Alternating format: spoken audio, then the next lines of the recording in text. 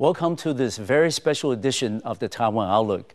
I'm your host and program moderator, Wu Ruiguo. Now, without further delays, let me introduce the special guests that we have today in the studio. First, from the United States, the Honorable Winston Lord, former U.S. Ambassador to China and Chairman Emeritus of International Rescue Committee. Welcome to the program. Thank you.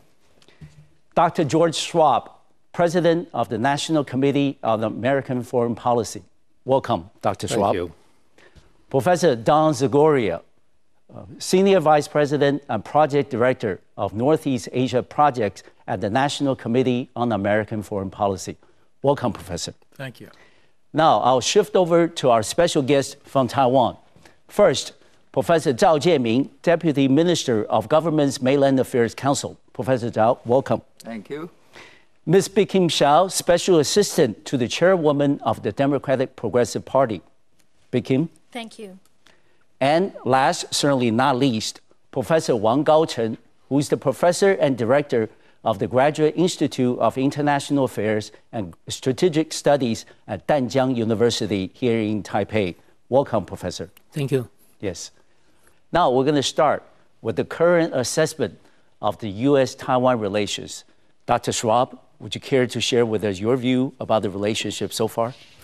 Right now, I would say the relations are very, very good. Over the years, to paraphrase Winston Churchill, there's been many ups and many downs, but basically never a retreat. It's a paraphrase. Yes.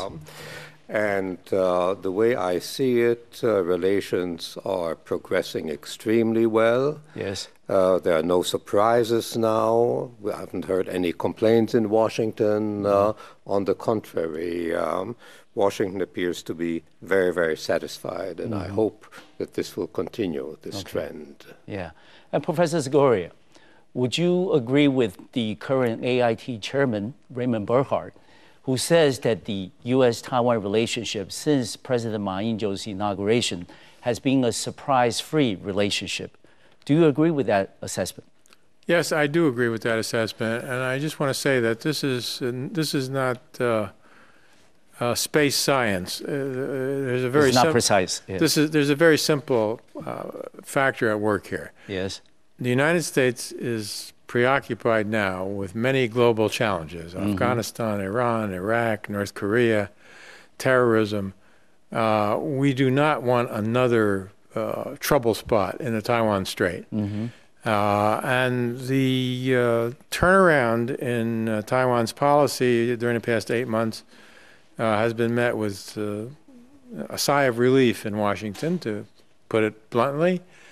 So we're hopeful and confident that that is going to continue. Okay.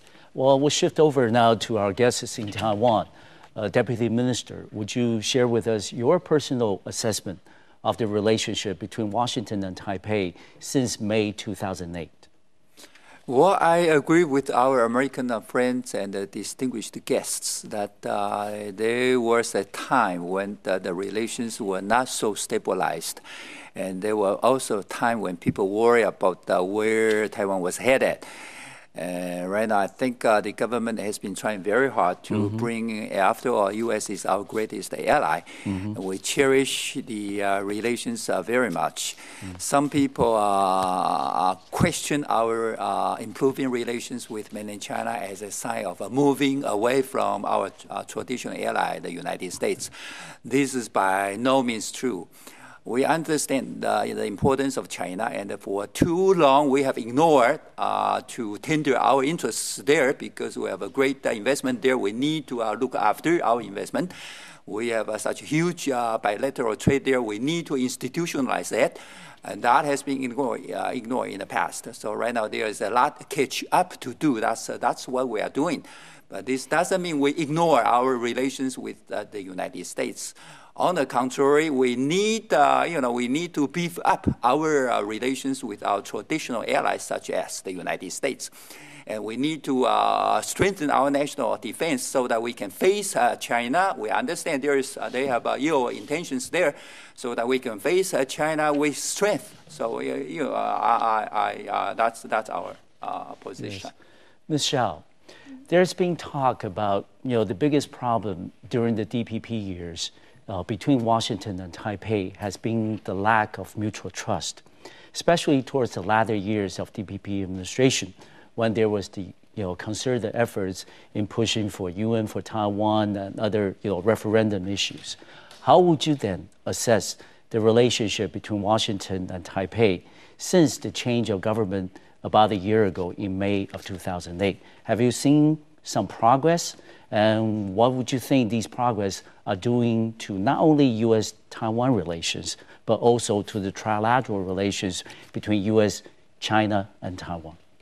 Well, I think over the 8 years of the DPP administration, at times there were differences over how our president viewed the need to push for Taiwan's greater international space. And I admit that we did not have adequate communication with our most important allies, the United States. Mm-hmm. However, there were other areas where we had consistent improvements and progress made, mainly in the area of or working level defense cooperation. And we certainly hope that this will continue under the Ma administration. Mm-hmm. However, while the easing of tensions across the strait has been welcomed by the United States, and President Ma's commitment to no surprises, of course, is also a welcome sign from the United States. However, I think there are certain areas where greater communication on our strategic goals is important to continue to build trust with the United States, mainly in our defense posture. There have been some differences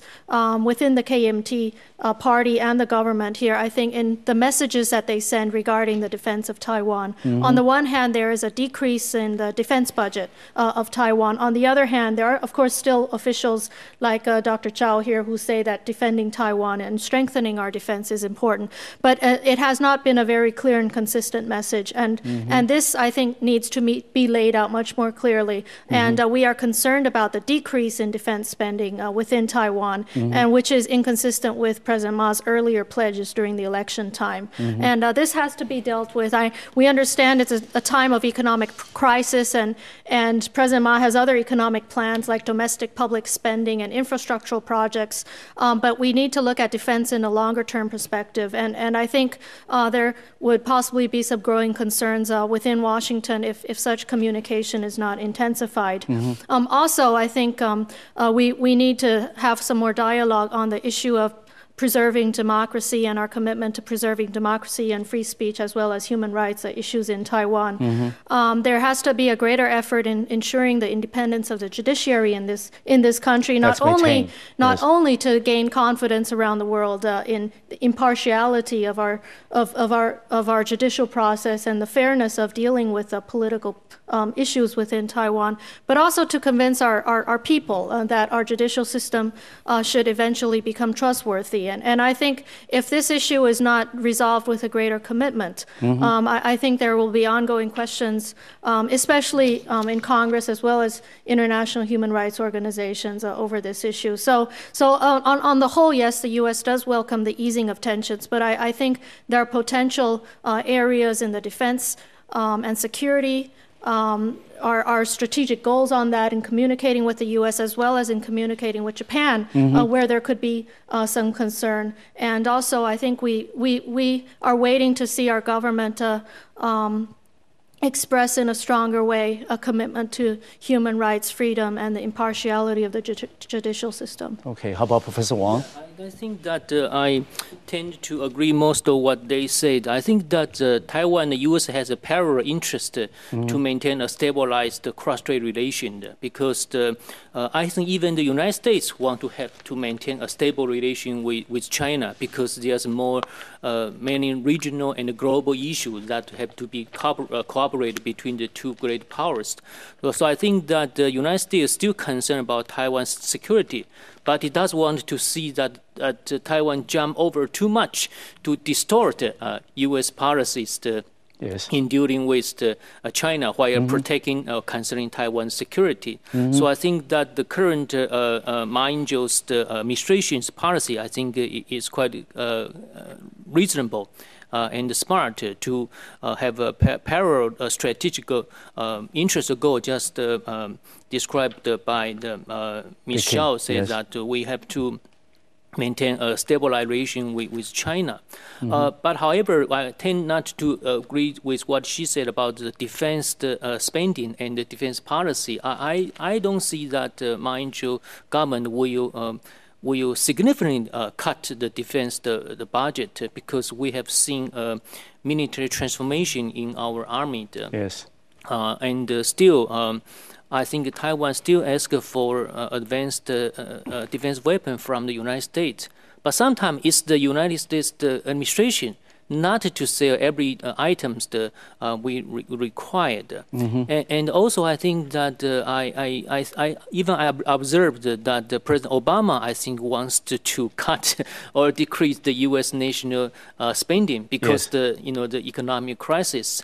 So when the cross relations are improving, I think that even the government a little bit slow down the military investment. I think that can be acceptable by the most people in Taiwan. Yes.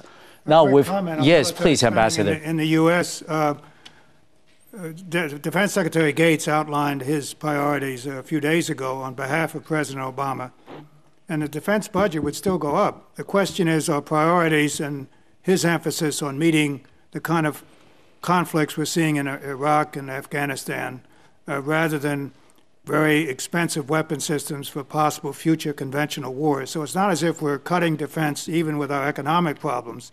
It's reshaping the configuration of our defense. Yeah, but Ambassador, that's my question. When Obama said that he is going to cut half the U.S. government deficit in the end of his first term, but at the same time he invests a lot in recovering economy.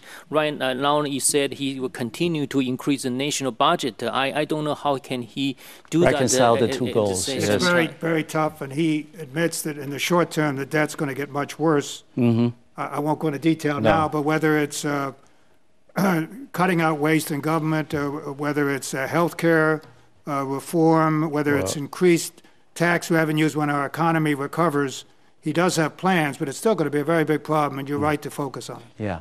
We're going to take a short break. When we come back, we're going to move on to another politically sensitive area, which is military-to-military exchange between China and Taiwan. We'll be back in 2 minutes.